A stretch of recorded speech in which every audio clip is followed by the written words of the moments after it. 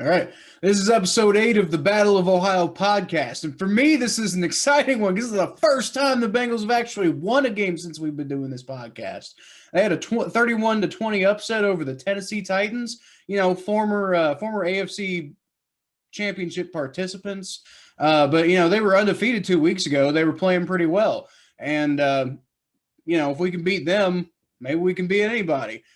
Unfortunately for Thomas, the Browns didn't do so well this week with a 16-6 loss to the Las Vegas Raiders, and that game didn't look so good. But things are starting to get interesting. Oh, you go ahead.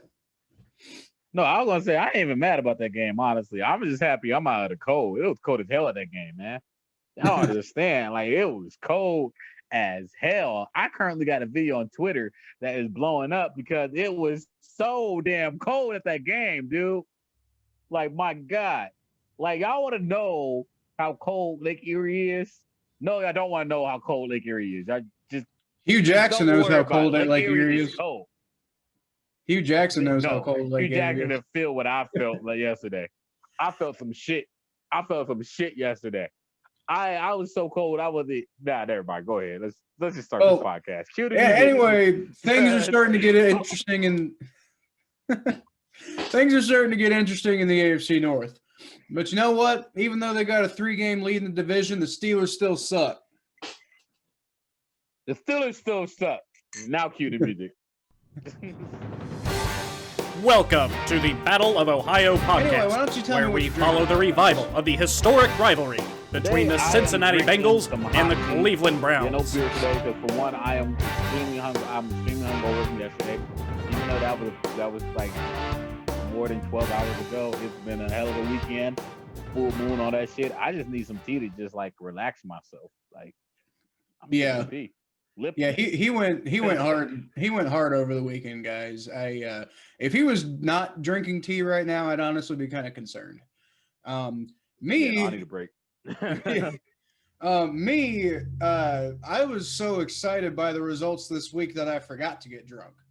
So I don't have any problem. I got a really, really fascinating beer actually that I picked up. I actually got to the store and got some new ones this week, and I got this Braxton Brewing Company. I got its local ice cream shop around here called Graders, and they made a key lime pie beer. And I'm not sure if this is going to be good or not, but I'm going to try it. It sounds interesting. So let's see.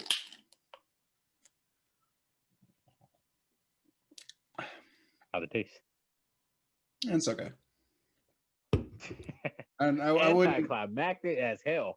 Yeah, it's not. I mean, it's not like it's kind of it's interesting. It's citrusy and it kind of lays on the tongue, but I don't know. I wouldn't say that's like the greatest thing I've ever tasted, but it's also better than I was kind of half expecting it to be terrible, and it's not. It's pretty good, but nothing to write home about. So yeah, as I was saying in the intro, guys, it was a great week for my Bengals. Only the second week that we actually came out with a win, and the first time since we've been doing this podcast since my Bengals came out with a win. And like I said, it was a 31-20 upset over the Tennessee Titans. Very few people expected us to get this win. I think everybody on this podcast said it was possible, but none of us picked the Bengals to win this week. And we pretty much put together the kind of game that we absolutely had to make that work.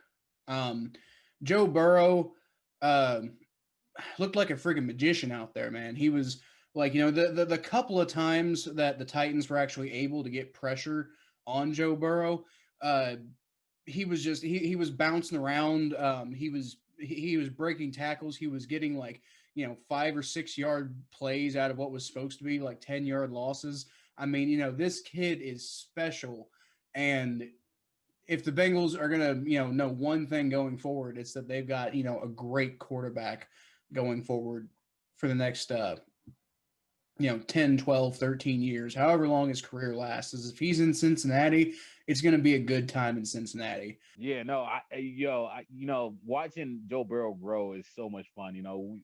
This is, like I said, this is the funnest part of a rebuild is that when you're like seeing like the best part of a rebuild is like having this idea and seeing your ideas coming together, and whoever idea it was to draft Joe Burrow was a good idea.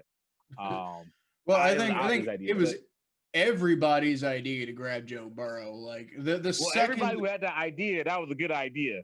The second Joe Burrow had that game against Alabama, I think everybody on the planet knew that whoever ended up with the number 1 overall pick was going to snag him and never look back. Yeah. And the thing. Oh, go ahead. I think this is how I feel about Joe Burrow. This is how I honestly feel about Joe Burrow. I think Joe Burrow, and I thought about this when he got drafted. Joe Burrow is going to be the Cincinnati what LeBron James is to Cleveland. Ooh. He is going to be everything to Cincinnati that what LeBron James is to Cleveland. For one, he's a hometown kid. Yeah. He is he's not hometown, but he's as close as a hometown kid as you can get. Well, he's Southern Ohio. I think that counts. Yeah. LeBron was from Akron, right? Not Cleveland. Yeah. Yeah, but see, like the difference is Akron's like 30 minutes from Cleveland. Athens is like 2 hours, so there's that. But it's same depending region, on where you're at, 3 hours. Yeah. So but the same region though, like it's similar region. Yeah.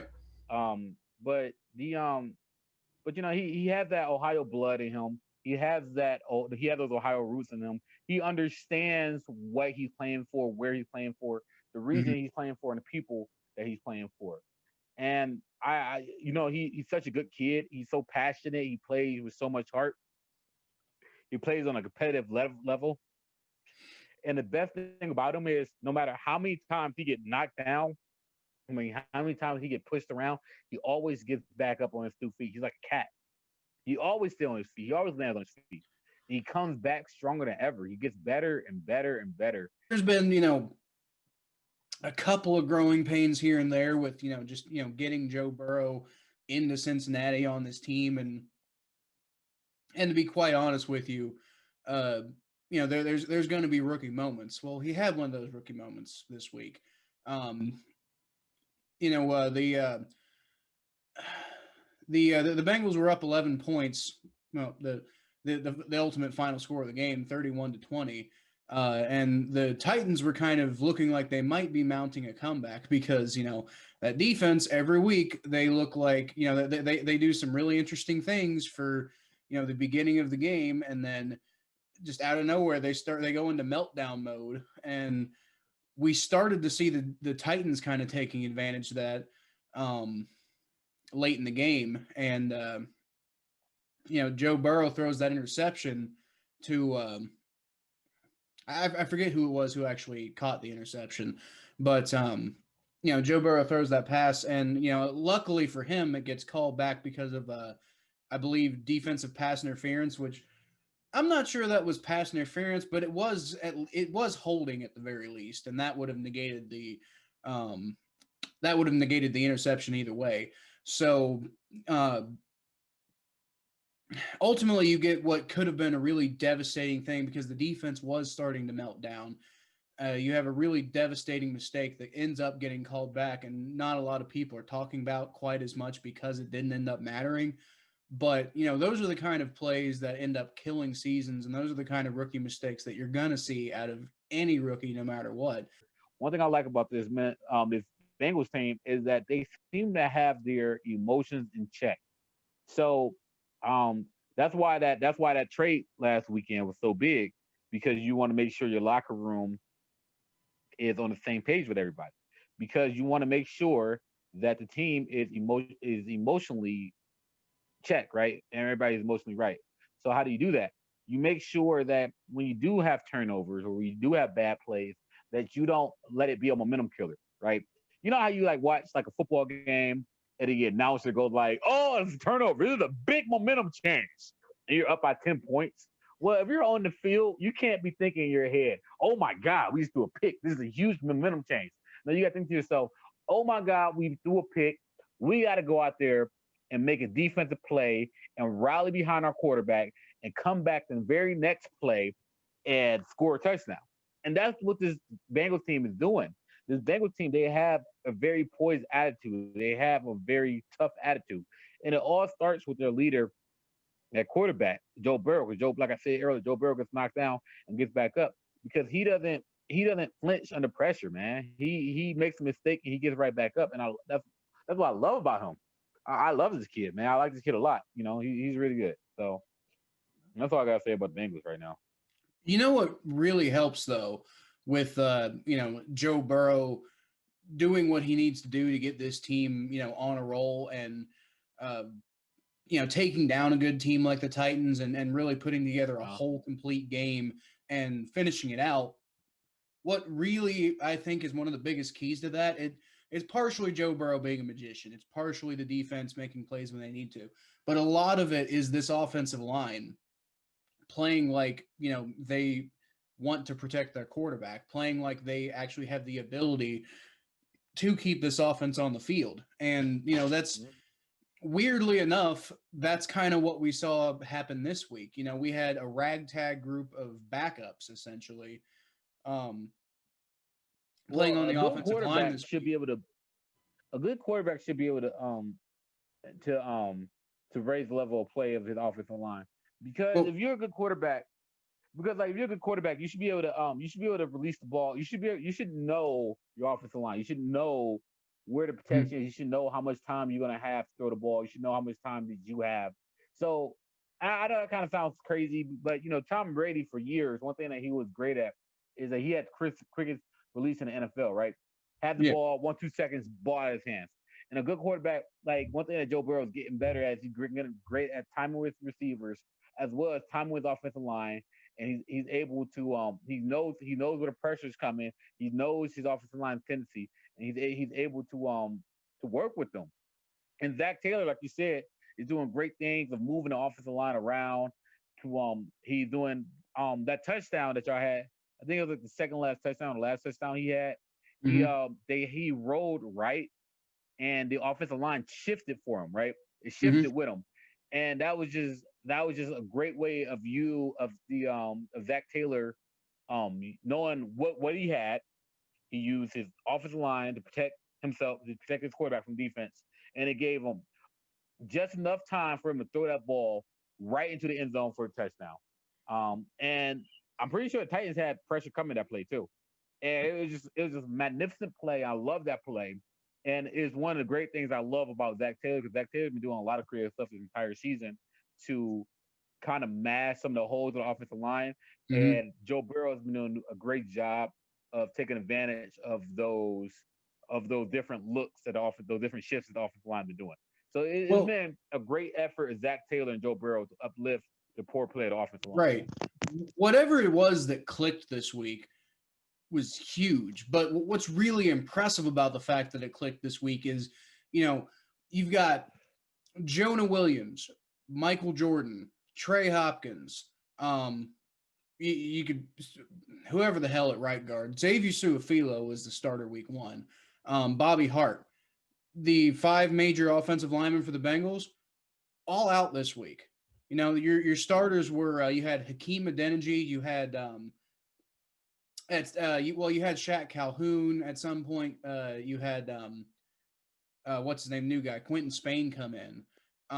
You had Billy Price, our center, our interior offensive lineman bust from years ago. He's coming back. He's starting because Trey Hopkins is out. You had a rotation at right guard. I think Alex Redmond was holding it down for the most part. And then right tackle, I believe, was Fred Johnson. And these guys played better than any Bengals offensive line has played all year. I mean, and you've got, Fred Johnson has had some really bad games this year. It's not like, any of these guys are any better than the offensive linemen they're putting out at the beginning of the year. But whatever, like you were saying, whether it was Joe Burrow making it easier on them, whether it was Zach Taylor scheming it up right, whether it was these particular guys, maybe needing a little bit more opportunity to play, they allowed the least number of pressures all season. I believe it was I believe they only allowed 7 pressures to this week, and one of those was Giovanni Bernard. So that means the offensive line allowed 6 pressures, and the next closest game, I think, was against the Colts when they only allowed 9. So, yeah, whatever it is, this offensive line being, competent is a big part of why this offense was, able to, get going, stay going, and finish it off at the end. Because, like I said, that defense looked like it wanted to collapse and have one of those, here we go again moments. But the offense didn't let it happen. The offense stayed on the field at the end of the game, and they burned that clock and they made it work. And if we want to have consistency going forward, it's going to have to come from the offensive line. And like I said, I think Quentin Spain earned himself a permanent starting spot. I think Hakeem Adeniji, Billy Price, Alex Redmond, but Alex Redmond's already been earning it. He actually had an 88 run blocking grade from PFF this week. That's almost an elite grade. That's Alex Redmond. Yeah. This undrafted guy who's, been part of some of the worst offensive lines in NFL history for the Bengals. He got cut this offseason because of, I think he got in an MMA accident and got himself hurt. And the Bengals were like, oh, dude, come on. That's not, you're seriously going to get injured in a non-football way in the offseason? No, you're out of here. And they brought him back because they had to. But that guy had an 88 run blocking grade this week. And I don't know. It's just like it's getting the most out of guys who are just a ragtag group. And Zach Taylor said it himself. This is a next man up type team, and you have to be in the NFL to succeed because injuries happen in the NFL.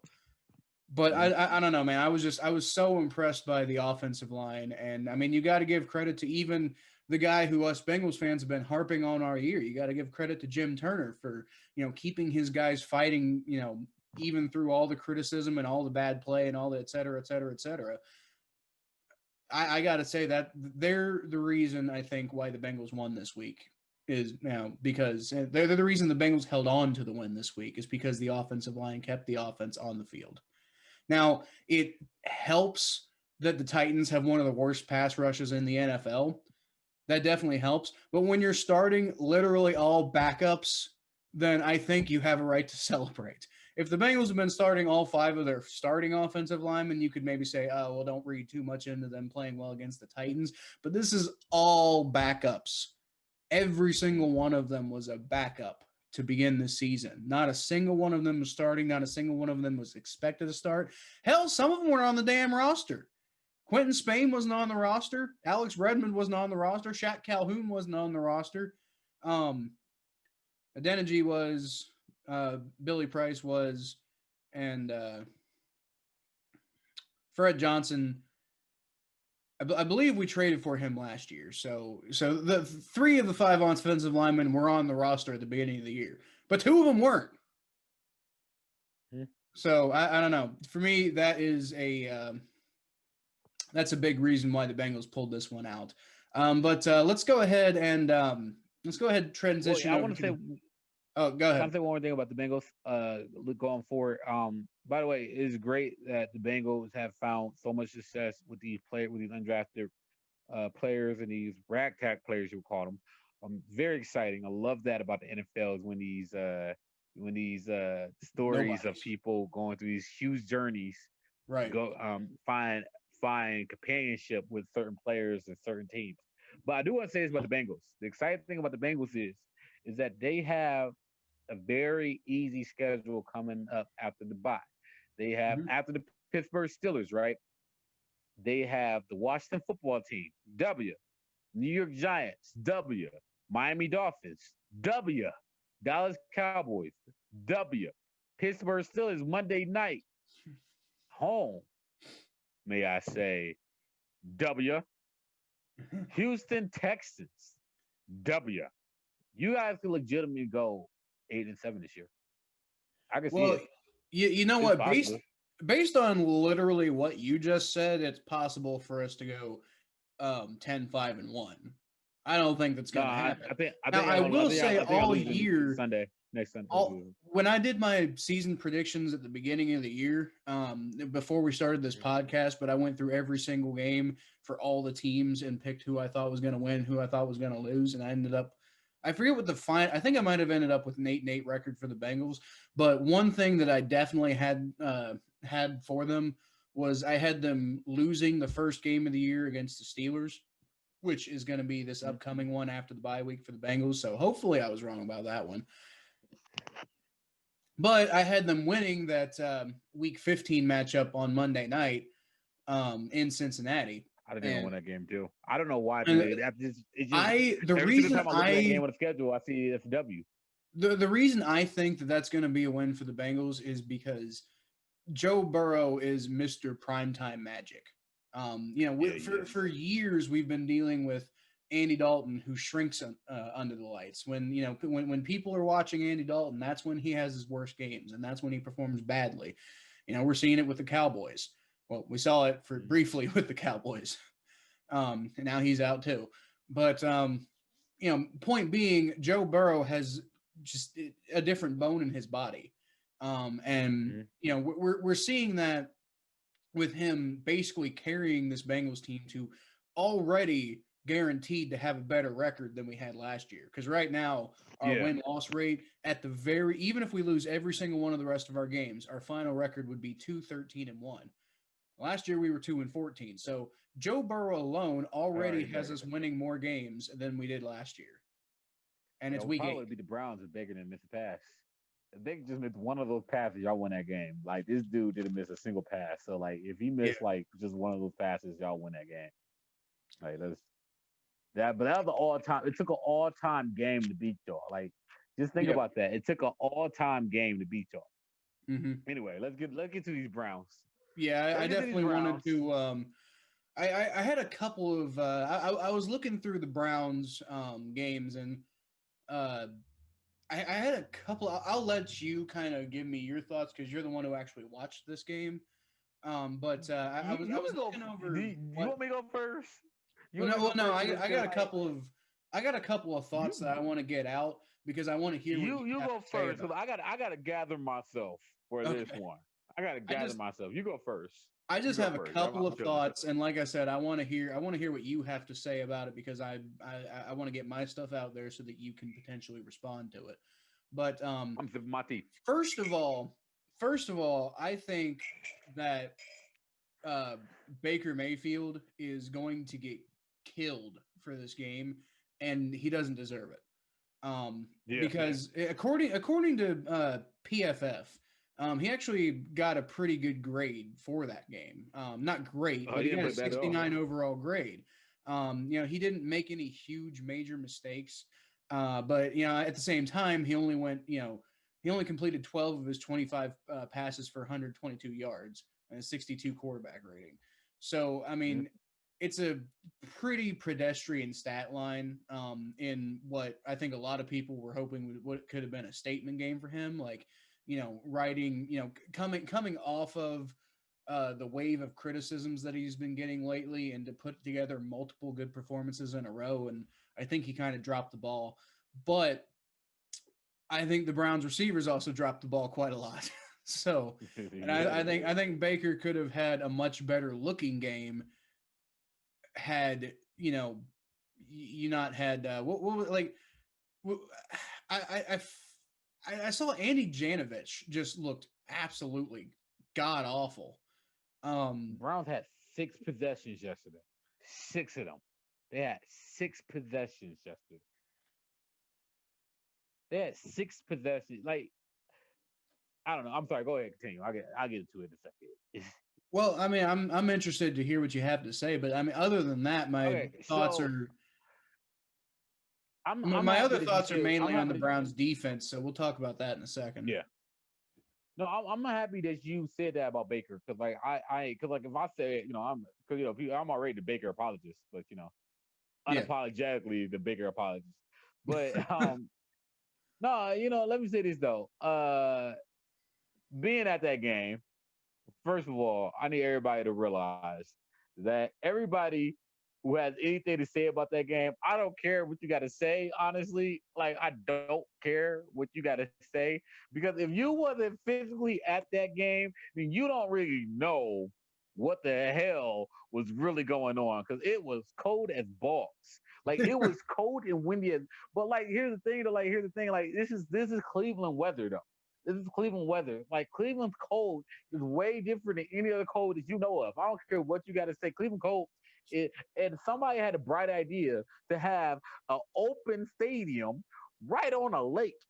But like the thing that really messed up about the weather, the craziest thing about this weather though is like the weather wasn't consistent. This weather was as bipolar as my ex fuck buddy. Like this weather was bipolar as hell. Though. Like y'all don't understand how bipolar this weather was. 1 minute the weather, 1 minute it's cold, right? It's just cold and windy, right? Next minute it's hailing. Next minute it's not snowing at all and it's not windy at all. Next second it's snowing, it's windy, and it's raining all at once. This is the game, dude.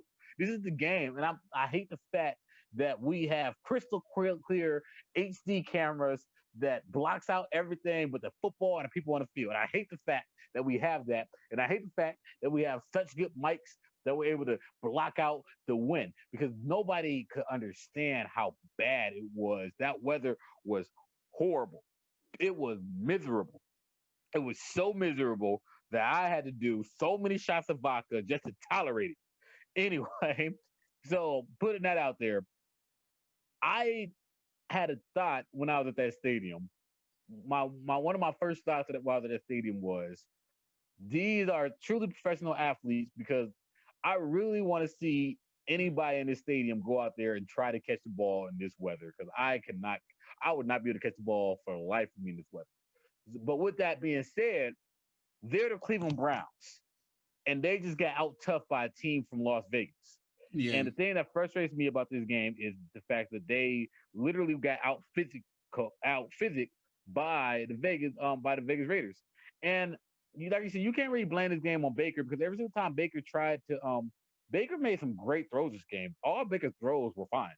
It wasn't his throws that were the problem. It was his receivers that were the problem. Like we had so many drops this game.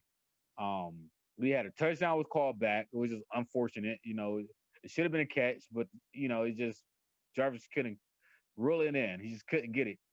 You know, he tried his best. He just couldn't roll it in. It was a drop. So we had a fumble. That was a momentum killer. That was at the very beginning of the game. In fact, the Browns came out firing at the very beginning of the game, and that fumble happened, and it kind of killed the momentum at the very beginning of the game. Kareem Hunt is a good running back, but I feel like Nick Chubb would have been better built for this cold. And Kareem Hunt did not show me that he could be at a elite level in this cold. Now, maybe Kareem Hunt has some kind of injury because there's been rumored that Kareem Hunt is going through some form of injury. That's possible. But he didn't show me much. He didn't show me much this game. Kevin Stefanski didn't do a good job of getting the team ready for this weather. And they just got out tough. Now, when the weather's that bad, honestly, these games are a toss-up. Like, when the weather's this bad, if you have two NFL teams, anybody can win. It's not about who has the most talent on the field. At that point, it's about who's going to out-tough what team.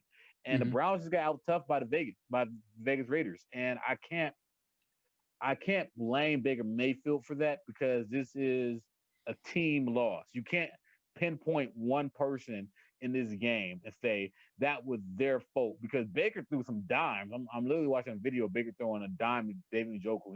Him just dropping it. Well, or the one in the end zone. The one in the end zone was right in front of me.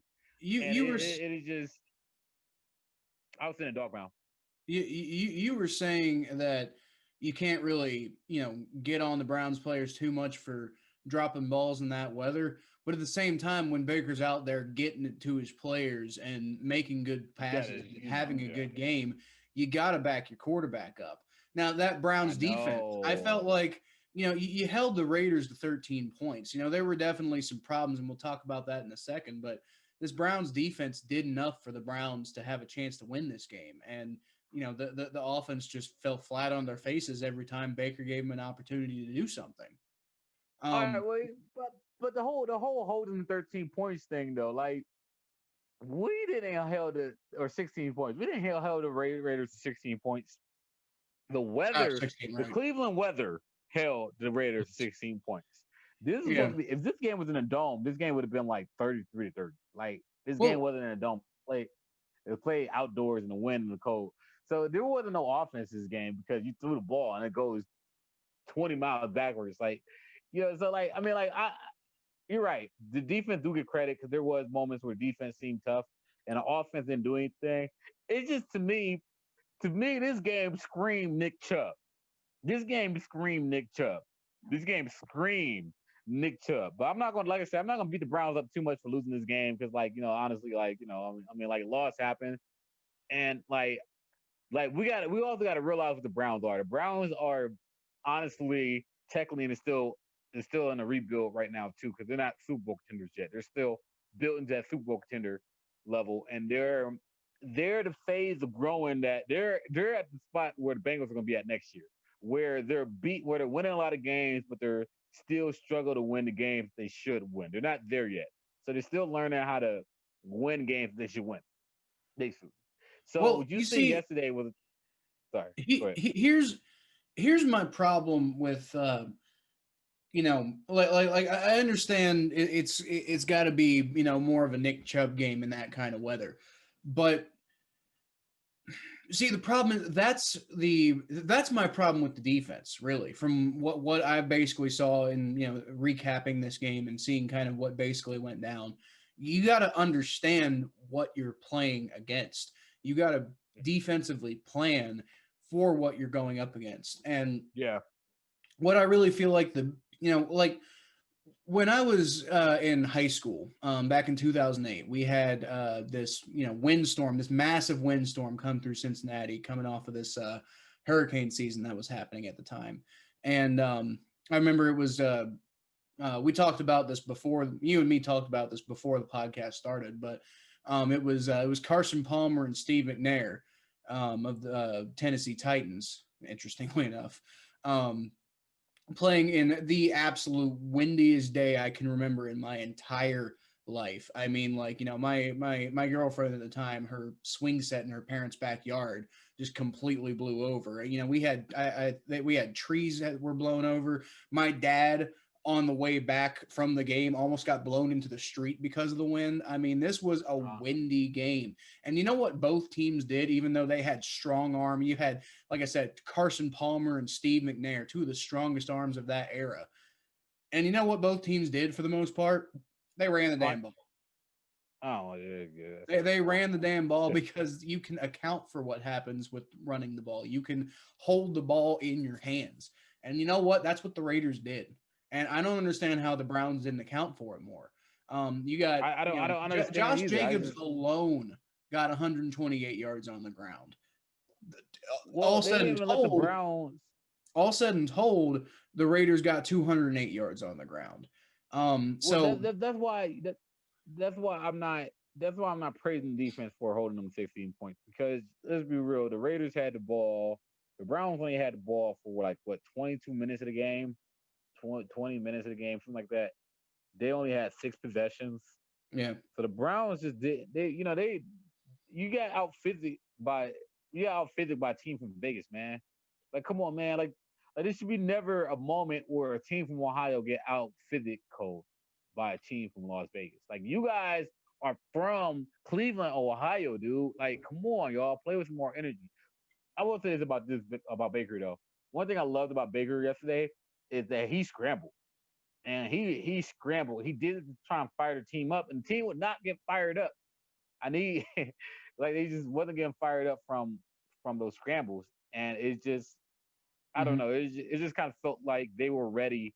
It kind of felt like they were like, oh yeah, this weather sucks. We're just gonna half-ass this game into the bye. That's what it felt like the Browns did. And it was very apparent.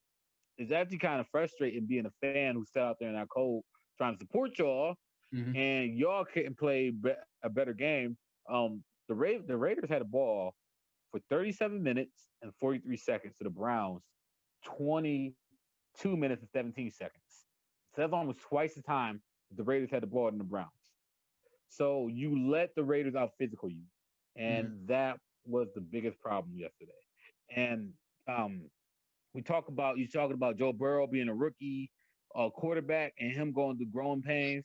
Well, Kevin Stefanski, who's going to be who's going to be a great offensive mind, who I think is an amazing coach. I think that he's going through growing pains too. I think that even though he's been a great play caller, there's certain things that he needs to learn, and one thing that he needs to learn is making sure his team have a mental edge when they go into cold games like this or bad weather games. So you have to be mentally tough in those games. Mm-hmm. Those games are 90% mental, especially when you're in Cleveland, Ohio, and we're not getting a new stadium for another 8 years. So you got to get ready. You got to get used to this cold weather, man. Because we're not getting that dome for another 8 years. So you might as well get used to it. Get used to it, Cleveland. Global warming is still 30 years off. So, you might as well get used to this cold weather.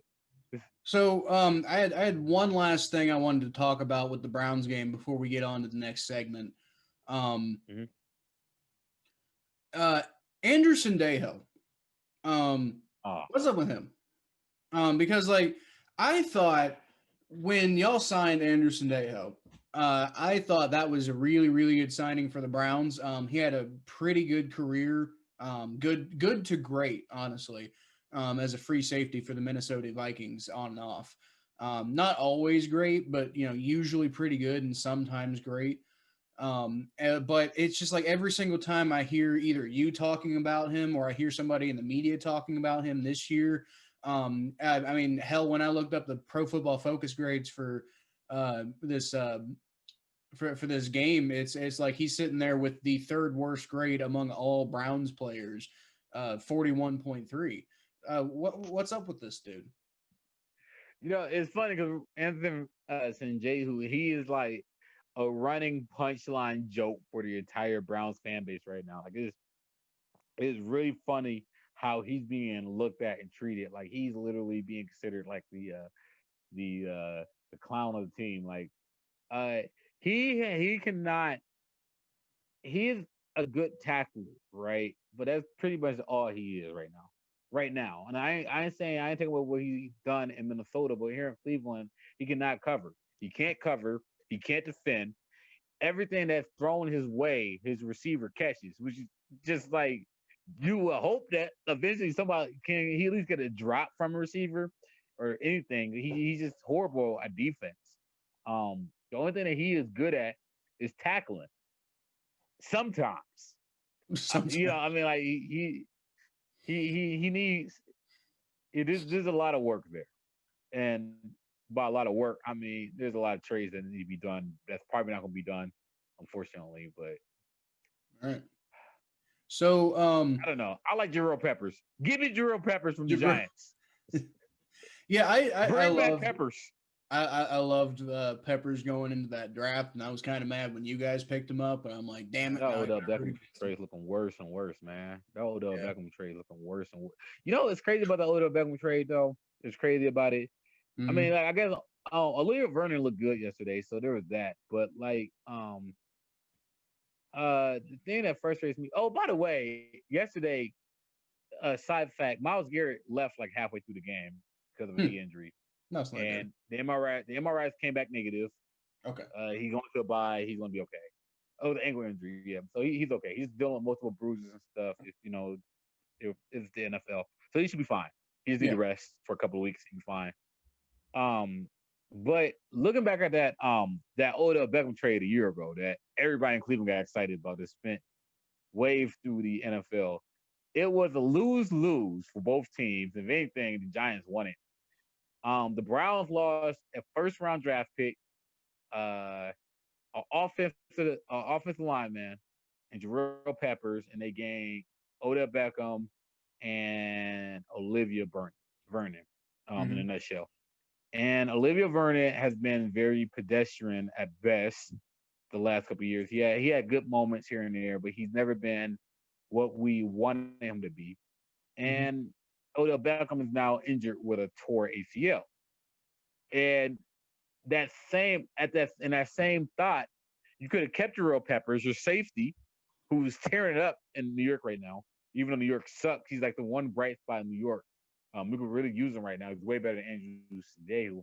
They also could have drafted somebody that I was very interested in, and a lot of people had the Browns drafting before a lot of people had the Browns drafting this player before the Odell Beckham trade. The draft pick that people thought the Browns were going to take was DK Metcalf. Yeah.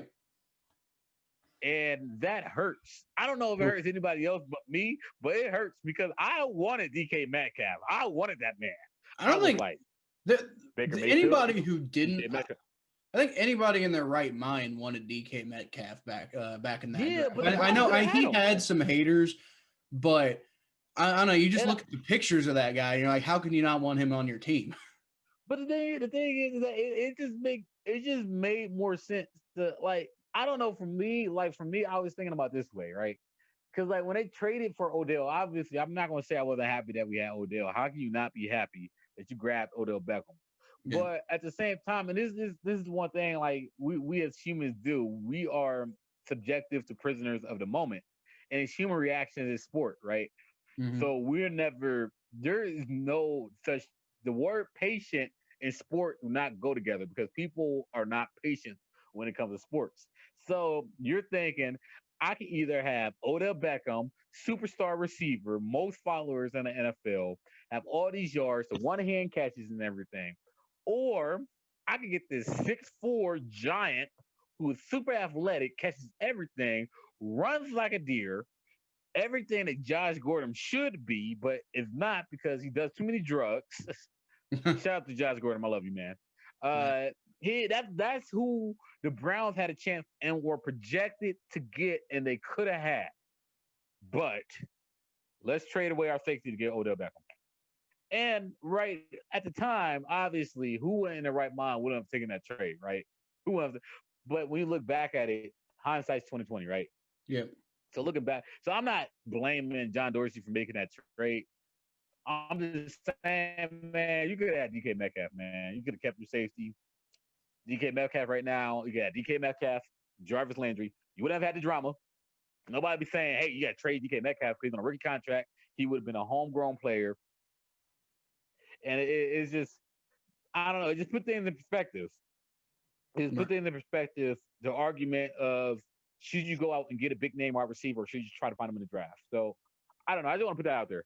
I'm just saying. Right. We could have had DK Metcalf. I like Odell. I hope Odell comes back and goes ham. But at the end of the day, Odell Beckham is a 5'11" receiver who's all about speed and finessing. And DK Metcalf, he's a big, strong wideout who would have been great in Cleveland weather. Just saying. Right. It would have been a great thing to have DK Metcalf yesterday. Just saying. Just saying. Go ahead, Kyle. I'm done. That's all I got. That's my take for the day. No, that's a good take. But we do. Oh my God, the Giants may have just tied the game. I know. I'm looking at it. With like 20 seconds left to go. If they have to get conversion. You're a little bit ahead of me. So like I'm like. Oh well, that's new. Well, yeah, usually I'm behind. All right. Well, anyway, we need to do what? Try and keep your expressions on a low because I'm like, you know. Yeah, well, trust me, I'm almost always. That was a good throw by Daniel Jones. I'm almost always the one behind, so trust me, I understand. I'm actually surprised I'm not the one behind for once. So anyway, what are we? Yes, all good perspectives on the Browns game and and the Bengals game. Forgive me. We haven't done a whole lot of winning in the last couple of years, so I'm gonna. It's fine, dude. It's fine. I'm not. Yeah. Look, I am not. Look, Browns fans. By the way, if you're freaking out about this loss, shut the hell up. You're 5-3 going to the bye. Like that's exactly. Like this is the best season y'all have had in playoff position. Like here's the thing. Like it's growing pains. You're not gonna. I don't know how many times I gotta say this, but I say it again. You don't go from being the laughing stock of the NFL in 20 years to Super Bowl contender. You got to go through steps. We probably jumped a step. We're 5-3. Let's just make the playoffs. We make the playoffs. That's a huge achievement. Then we can start talking about Super Bowl. Let's not start talking about Super Bowl until we at least make the goddamn playoffs. Well, for what it's worth, Bengals fans, relax. For what it's worth, Bengals fans, we're going to be going through that soon. But right now, let's just soak in this win. We haven't had a lot of chances to feel good, so let's feel good about this one. But anyway, we do got to get on to the next thing that we're doing here, which is our underrated players of the week. Underrated players of the week segment. Me and Thomas pick a player who we don't think got enough credit for the way they played in the game, regardless of whether it's a win or a loss. We go through and we think, hey, this guy, either a Bengals player or a Browns player, is not getting enough credit for what they did. They deserve a lot more credit for the way that they played. And for me, in the Bengals game, I think it's Drew Sample. He didn't have any catches this week. Bengals tight end Drew Sample, for any Browns fans who might be watching who don't know who he is. He is the Bengals starting tight end. I think he did get targeted once, but he didn't. I don't think the ball was thrown near him. I don't think it was a drop or anything. I just don't think it was really a connection on the pass. And he didn't do like anything in the passing game this week, but he was the most consistent blocker of anybody on the entire team, including linemen, all week. I believe in his Pro Football Focus grades for pass blocking was 76.8, and for run blocking was 77.1. And nobody else on the whole team had both their pass blocking and their run blocking grades that high. I mean, there were guys who did better in run blocking or in pass blocking, but nobody did that well in both. And I think without that kind of without the influence that he had in the blocking game this week, I don't think the Bengals are able to be as effective as they are on either the ground or through the air. Maybe through the air. Joe Burrow was playing like a maniac, but especially on the ground, I think Drew Sample was really playing a pivotal role. I was thinking about giving this award to Auden Tate this week, just because he's the Bengals like fifth or sixth, probably the Bengals.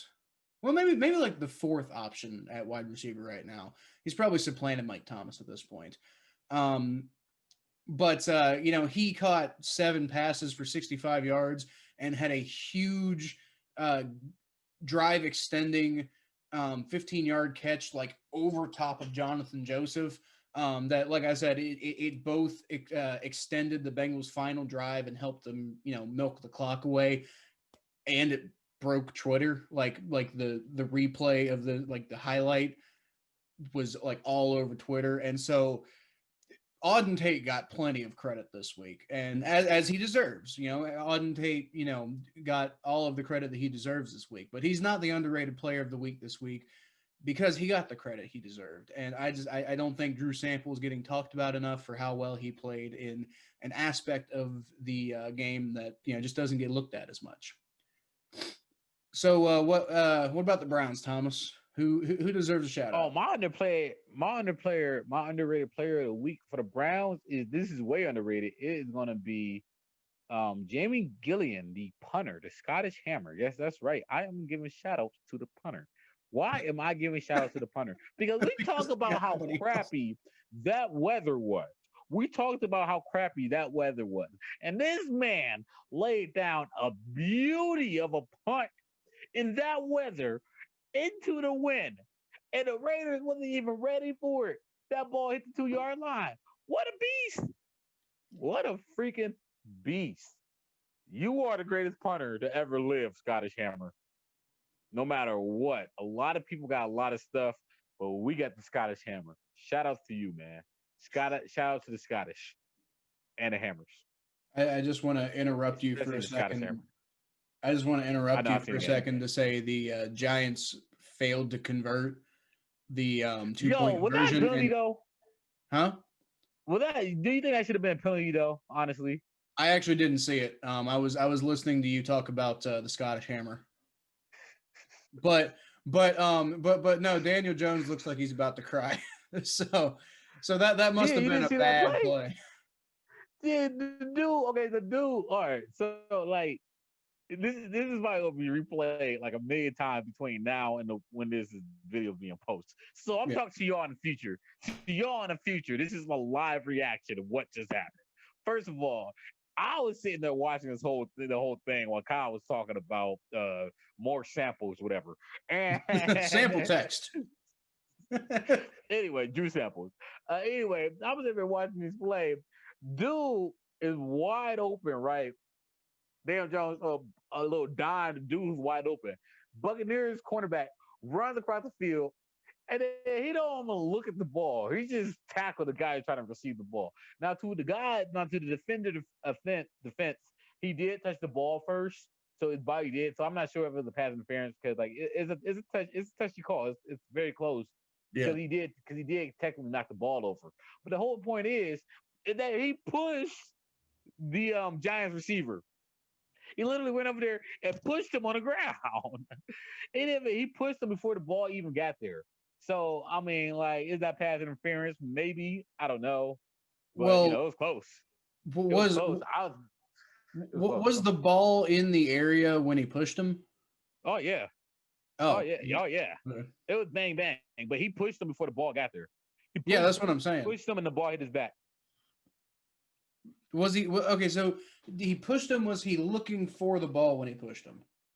I mean, how can you look for the ball if you're completely turned around? Well, you could just be like, like, no. He didn't do that. Okay. He literally looked at the man like he was going to take him out, kiss him, take him out to a nice dinner. Oh boy, that's not. we're getting a little too. Getting a lot of imagery going here. No, I mean I'm just trying to paint the picture for the people who didn't see the play. Oh, okay. Which are all probably paint a nice live reaction. All right. Just to put in perspective, this is my live reaction. This is before our Sports Center talk show hosts and Stephen A. Smith going on his rant about whatever. This is all before. This is a live, freaking raw reaction. This is a primary source, right? Primary. That's right. Primary source right now. What just happened? That was not good defense. You got away with a flag, dude. You got away with a flag. But who cares? The Giants suck anyway. Well, yeah, the Giants definitely don't. I don't know. They had some like faux elo. You know what? We'll talk about this later. We got the prediction segment coming up. But anyway, yeah, your two underrated players of the week this week are Drew Sample and the Browns punter, the Scottish Hammer. What'd you say his name was? Jamie Gillian. Jamie Gillian? Yeah. Huh. The Scottish Hammer, baby. Yeah. I mean, I knew that about. I never knew the guy's name, but I knew that his nickname was the Scottish Hammer. It's so fucking awesome. Because that's the only thing anybody knows about that guy. But yeah, so the Bengals had a offensive player and the Browns had a punter. So that should tell you how the Browns' week went this week. Who the most notable player was? Yeah, I ain't giving none. I'm not giving nobody but punter props. Yeah. All right. So had 2 punts too. Yeah. Let's talk about these. Let's talk about these predictions that you, me, and our guest Jacob Lawson did over the week. So, first of all, nobody did well this week in predictions. I'm kind of used to this because we've done predictions 3 weeks so far, and 2 of the weeks that I've done predictions, I finished 5-8. So. I'm kind of used to doing badly here, but Thomas, you're not used to doing badly here. You also went 5-8 for different reasons, and also Lawson went 5-8 because he had the exact same predictions you did. So we all went 5-8 this week. Thomas is still leading on the year, 18 wins to 9 losses, or 18 correct predictions to 9 incorrect predictions, and I'm at 13-14. Got you. So. Well, let's see. I actually wrote this out. So we both picked the Buccaneers, so that actually ups it a little bit. So we're both 6-8. So that puts me dead even at 14-14, and it puts you at 19-9. That ain't that bad. Well, no, I'm dead even, so obviously I'm not doing horrible, but I've had a couple bad weeks. Yeah. But it's all whatever. We both got the Bengals Titans game wrong this week for different reasons. Yep. I think I think we both said that the Bengals had the potential to win this game, but I don't know. The way I saw it is just like I did not trust that defense. And like I said, the defense definitely tried to bungalow it away at the end, but the offense didn't let him. So I'll give the Bengals as a whole credit for that one, but they proved me wrong this week. So that's good. The Las Vegas Raiders beat the Cleveland Browns, and neither of us saw that coming.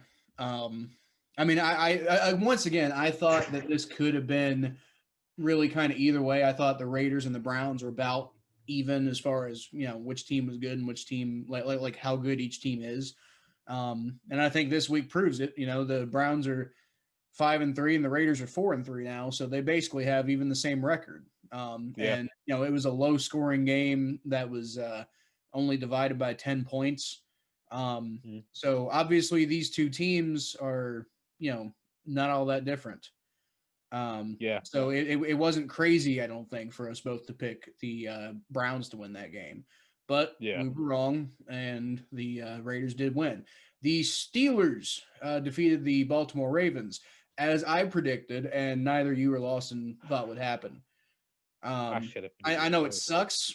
The Steelers are undefeated, but I had a feeling the Steelers were pretty hot going into this game.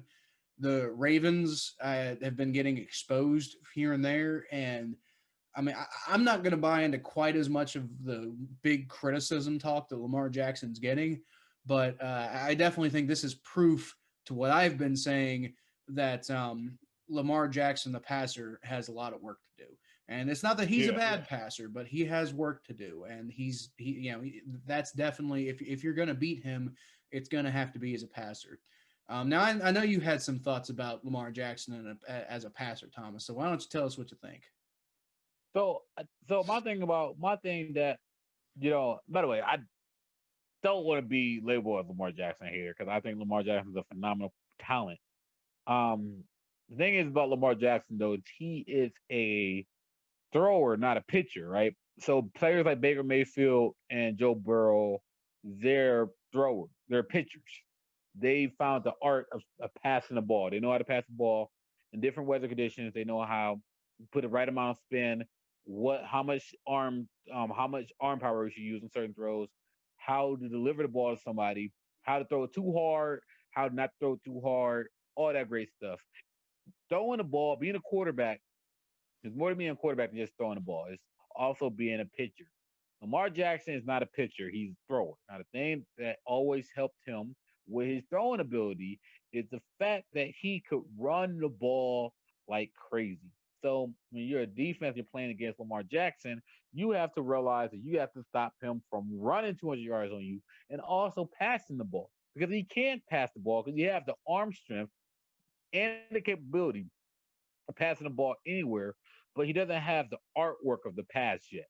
Mm-hmm. So he might throw the ball somewhere, but he might put a little bit too much on it, or he might put not enough on it. And there's an art to it.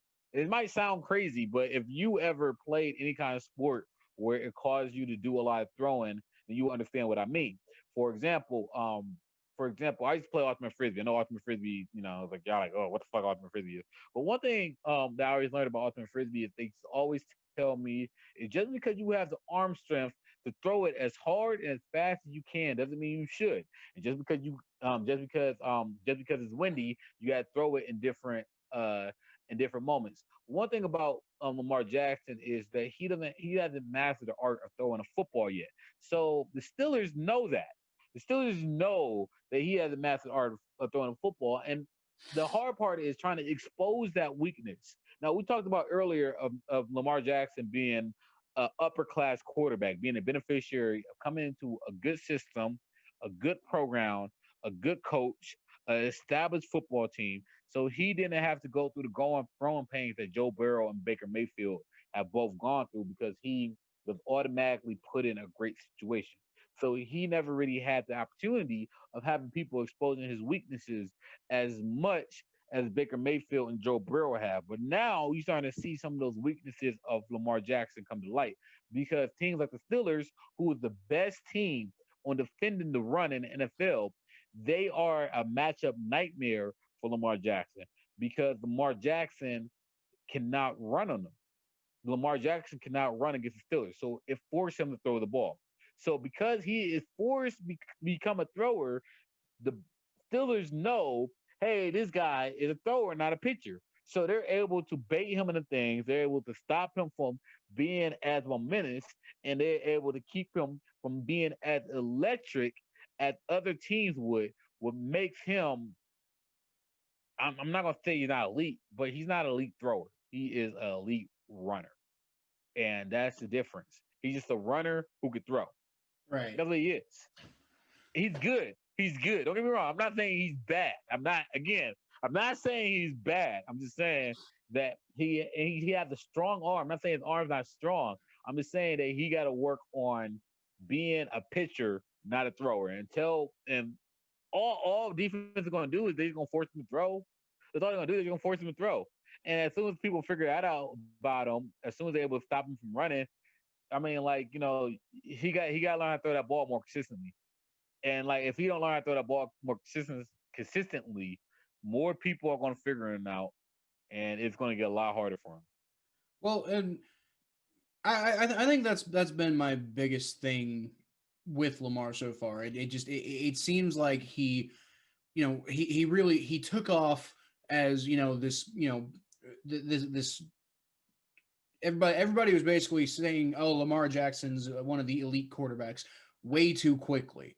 They painted him as, you know, this, you know, like, you know, I mean, he had a great season last year, and give him all the credit for the MVP that he got. But people gave him all this credit for, you know, being, you know, the next big gigantic thing in the NFL. And, you know, to be completely honest with you, when it comes to scrambling quarterbacks, a lot of the times these guys, if they don't, you know, mix things up, if they don't put new things into their game, they get figured out quickly. And that's the thing about Lamar Jackson is he hasn't mastered all the other aspects of his craft yet. And, you know, I mean, even the Bengals, once they kind of got out of their heads at the beginning of that game, the Bengals, the Bengals defense was able to tamper this guy down. You know, the Steelers, you know, figured out how to beat him. Like, this Ravens team is not a world beater. And honestly, when the Bengals play them later this year, week 17, depending on what's going on, I wouldn't be shocked if we beat them.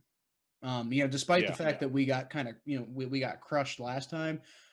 I think, you know, Lamar Jackson's been exposed, and they're going to have to change something up there in Baltimore to keep that from kind of turning into a catastrophe.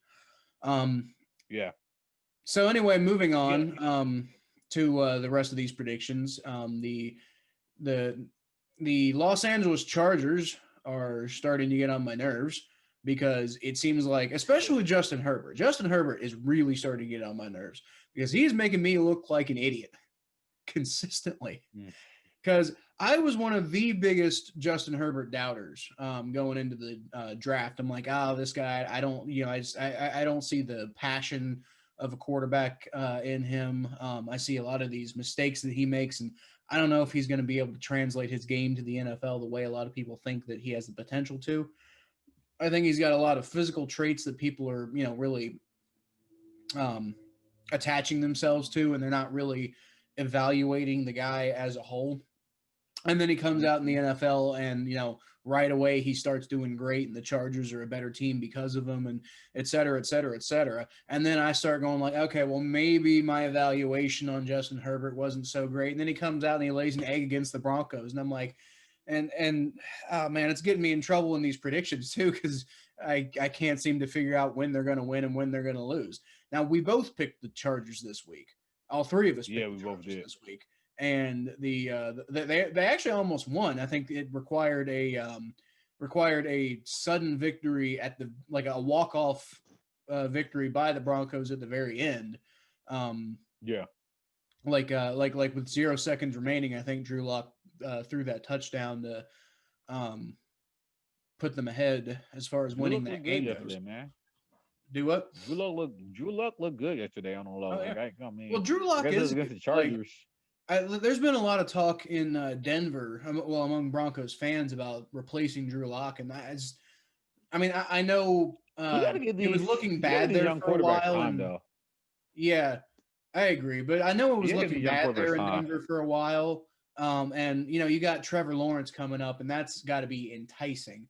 But if you're not, like the number 1 overall pick, then I wouldn't get rid of Drew Lock. I know John Elway's like famously non-committal to quarterbacks not named Peyton Manning, but at the same time, like Drew Lock is good enough to I think warrant building on what you have there in Denver. And just I severely doubt even a single Denver Broncos fan watches this podcast, but if there are any Broncos fans, and me and Thomas have been saying that to our respective fan bases all year, but calm down. Drew Lock's going to be fine, and run the ball to Melvin Gordon more, because I got him on my fantasy team. God damn it, Philip Lindsay came back. Damn it, Philip Lindsay. I needed Melvin Gordon. I got to bench that motherfucker now. I have to bench that motherfucker. All three of us thought that the Los Angeles Rams would handily beat the Miami Dolphins, playing new quarterback Tua Tagovailoa. And Tua did struggle at times, but man, that Dolphins defense just absolutely made the Los Angeles Rams offense look silly. I know. So where did that come from? Do what? I don't know. The Dolphins are a much better team this year than they were last year. They got a lot of free agency signings. They had a good draft. They got a good head coach there too. But I was not expecting them to dominate that game defensively the way they did. They basically took, they took a performance from Tua, which was a characteristic rookie performance, and they just ran with it, man. I don't know. We were very wrong about who was going to win that game, but I don't think anybody saw that Dolphins defensive performance coming. What if the Dolphins win the AFC East? Wouldn't that be nuts? Like the Dolphins though, like the Dolphins, it's like Bill fans are like, oh yeah, the Patriots are finally down. We about to do it, yeah. And the Dolphins like, not so fast, my friend. Well, I mean, the Dolphins are sneakily only. They've had a bye week, but they're only they're one loss behind the Bills. They're 2 wins behind the Bills, but they're 1 loss behind the Bills. We're gonna see how good the Bills are in a minute. We are going to see how good the Bills are. I don't think the Bills are quite as good as their 6-2 record looks, but I do think. I don't think that the Dolphins are as good of a team as they looked against the Rams this week. I think they're good, but I don't know if they're quite division championship caliber yet. And I think the Bills. I need the Dolphins to lose out. This. Do what? I need the Dolphins to lose out, because I need the Browns to make the playoffs. I don't want any competition. I don't care. I just want everybody to be bad. I need the Browns to make the playoffs. We got to make the playoffs this year, y'all. Gotta make the playoffs this year. the Dolphins aren't even the Browns' biggest competition for the playoffs right now. I know. Right now, the Browns have the number 7 seed. Right now, the Browns have the number 7 seed, and the Raiders are the number 8 seed. Okay, so we're good then. So the Dolphins are number 9. Tiebreaker over the Colts, though, right? Yeah, so we're good. We're good. We should be good. Well, I mean, you just lost to the Raiders, and they're the team hot on your trail. So. Yeah, I know, but we get the tiebreaker with the Colts. So, as long as we match out the Colts, we should be good. Well, yeah, I mean, with the bye week coming up, we'll see what happens with the Colts. Let's see, who do the Colts play next week? If the Colts play the Ravens, so we'll see what happens there. I think. Come on, Lamar Jackson. We'll talk about this. We'll talk about this on the next episode, but I think the Colts have a chance in this game. Anyway, moving on. Probably spent way too long on this segment already, but anyway, the Falcons taking down the Carolina Panthers. Now, neither of these two teams, I think anybody thinks are world beaters or anything. But I thought the Panthers had a pretty good chance in this one, and I also thought the Falcons were going to find some spectacularly amazing way to lose this game, and they almost did. But they almost did. Dang, I was rooting for it. I think the whole nation was rooting for it. Like I think everybody in the nation tuned in. Like, oh my god, how are the Falcons gonna lose this game? They're like lovable losers, man. They're like the Minnesota Vikings took down the mighty Green Bay Packers. Yeah, man. What's up with that, man? What's up with the NFL this week? What is up with the NFL this week, man? I don't know, but basically what happened is the Vikings just rode Dalvin Cook into oblivion, and the Packers couldn't handle it. So that Packers run defense is suspect, and the Vikings took advantage of it. And my boy Mike Zimmer is still coaching a 2-5 football team, but he did well this week. I don't understand. You see, like one thing I love about Dalvin Cook is he's another example of why you should never take a running back in the first round, because Dalvin Cook was not a first round running back, and you could find running backs in the NFL, and Dalvin Cook is just a flat out beast. Yep, love that kid. But so the Philadelphia Eagles taking down the Dallas Cowboys in Can you call this convincing fashion? Can you call this convincing fashion? Because they won 23-9, but I don't want it was a really awful game. Like I don't want shitball. That's what that was, shitball. It was just shitball. Like, what do we gotta do? What do we gotta do to get these Dallas Cowboys games flexed out of prime time? Like nobody cares. You're not America's team anymore. You suck. I know, yeah. Man, I'm not Ben DiNucci, you got a funny name, but you're not good at football. You're not a Fort Myers team. I'm not freaking Arlington team. You're not a Jesus team. Like, goddamn, whose team are y'all, man? Like, I don't know, but I gotta stop pounding the table for these Cowboys quarterbacks. I'm spilling my beer and I'm making myself look silly. So I gotta stop doing that. You know, the craziest thing, the Cowboys can still win their division. Like, realistically, still win their division. Because Carson Wentz, you think they're going to absolute? Do I? It wouldn't surprise me. Yeah. Because right now the Eagles are in the lead. All they gotta do is just outpace the Eagles. It's not like they'll play the Eagles again this year. You know what? Very, very quietly and probably undeservedly, the Eagles with their trash ass quarterback are currently half a game off of being 500 right now.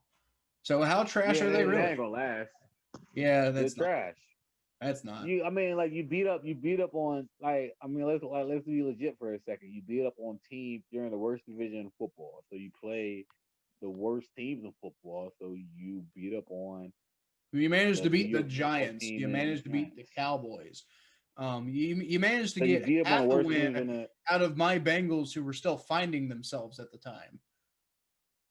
You didn't just beat a Cowboys team, but you didn't beat the Dak Prescott Cowboys.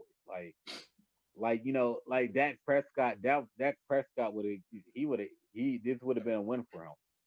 Like I honestly believe if Dak Prescott played for the Cowboys this game, that he would have won the game. Quite possibly. Ben DiNucci honestly looked terrible. Like, I mean, he had that one weird sidearm pass that, a lot of people are like, are you trying to be Patrick Mahomes? I'm not sure what he was trying to do, but it wasn't anywhere near where it needed to be. You could see the Cowboys receivers like, how am I supposed to catch this? What are you doing? And I get he was trying to make a play out of nothing, but it just, I don't know. At no point with Ben DiNucci at quarterback, are you confident watching this team thinking, oh yeah, they're going to go make a play. They're going to go get a touchdown. It's just, you don't expect it to happen. If it does happen, you're blown away. You're like, wow, that guy did it. But that's the best you got. Honestly, man, the Cowboys would probably be like 4-4 if Dak Prescott didn't get hurt. They would have beat they would have beat the Washington football team, and they would have beat the Eagles. Yep. That's 4-4, man. Now they play the Steelers next. They're toast. Yep. It's over for y'all. It's over for y'all Cowboys. If y'all beat the Steelers next week, damn. Yeah. Shadow Seal. That would be funny. So that pretty much that does it for the predictions this week. And like I said, Thomas is still beating me on the year, 18 wins to my 13 wins. But I'm still hanging around after a disastrous week 1. Outside of that, I'm kind of hanging around. I'm doing okay. Well, actually, no, I guess 19 wins to my 14 wins because I didn't update it because of the Buccaneers game that finished as we were recording this podcast. But anyway, let's go ahead and wrap this podcast up with a quick look at the state of the AFC North. The bottom got stronger. My Bengals got another win. The Browns are still the AFC North still, if the playoffs started today, would be sending 3 teams to the playoffs. So, the Browns, even though they lost, they're 5-3, and they would be going to the playoffs with that number 7 seed. Awesome. With the Raiders hot on their tails, and after next week, depending on what happens, if the Raiders win, they'll take over that 7 seed. But the Ravens with the number 5 seed at 5-2, and the Pittsburgh Steelers remaining the only undefeated team left in the entire NFL, and currently with what appears to be a bit of a stranglehold on the AFC North crown. So I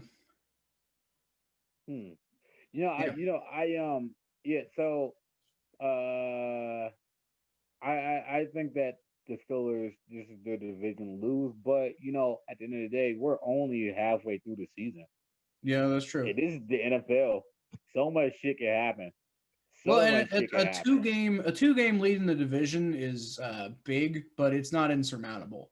And as much as we were saying earlier that Lamar Jackson isn't the elite quarterback that everybody thinks he is still a very good quarterback who can be dangerous in certain situations. So you never know. The Ravens could go on a winning streak, and the Steelers could, end up in a meat grinder. Me and Thomas have both talked about how we think the Bengals could, the way they've been playing lately, they could probably get at least one win against the Steelers, and then, 1 or 2 more, games don't go right for the Steelers after that. And, that gives the Ravens all the opportunity in the world to get back on top, or maybe even the Browns.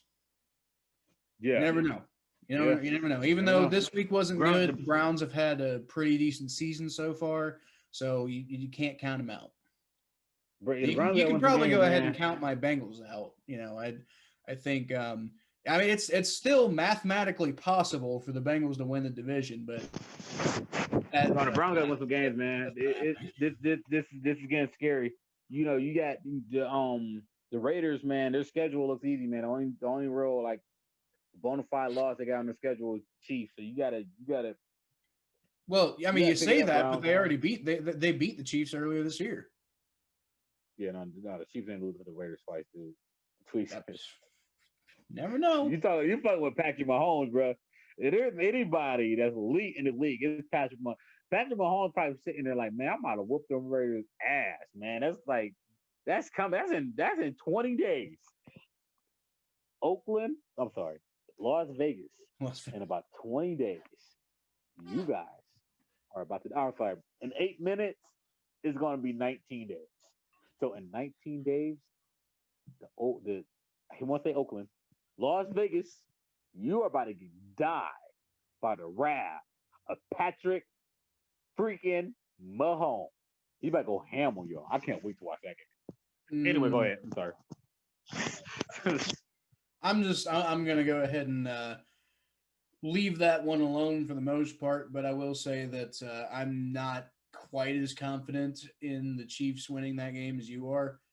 I think a lot. I would probably pick the Chiefs, but I don't think that it's as sure of a thing as you seem to think it is.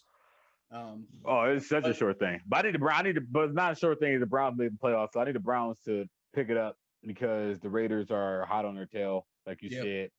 I don't think they're gonna lose to the. I don't think the Broncos are gonna beat them. Right. I don't think. Fair enough. If they do, it's gonna be tough for the Browns. Yeah. But anyway, that I think wraps it up for this week's episode of the Battle of Ohio podcast. Thank you for listening, everybody. Really appreciate it. All you Bengals fans, like I said, enjoy this one, and hopefully we'll have quite a few more to come as the schedule kind of lightens up. And Browns fans, don't worry too much. You guys are in the middle of one of your best seasons in a very long time. So, I would still try to look for the positive in this one. Relax. You're going to win 10 games this year. We're going to win 10 games this year. Everybody relax. We're going to win 10 games this year. I still believe we're going to make playoffs. I see that schedule that we have going forward. Yeah. We should be good. So everybody relax. Baker did not look bad yesterday. He's going to be fine. We're going to be fine, everybody. Everybody relax. Yep. Everybody relax. But anyway, like I said, everybody, thank you for listening to the podcast. You can find it on pretty much just on YouTube right now at the Battle of Ohio podcast. If you want something else funny to watch with a bit of a Cleveland Browns twinge, but with plenty of other videos, you can follow Thomas's other YouTube channel, the Blowdown page, roller coaster videos, Black Baker Mayfield, the works. It's a great page. You should go enjoy it. And next time he posts something, next time he posts Black Baker Mayfield, we'll throw that up on the Facebook page too. So yeah, so everybody can enjoy that. For me, you can find me at Kyle Phelps 92 on Twitter, Facebook.com/The Phelps. And Thomas, you can find him on Instagram, T_star94, T_star94. And same thing on Twitter. Thanks for watching, everybody, and hoo-day.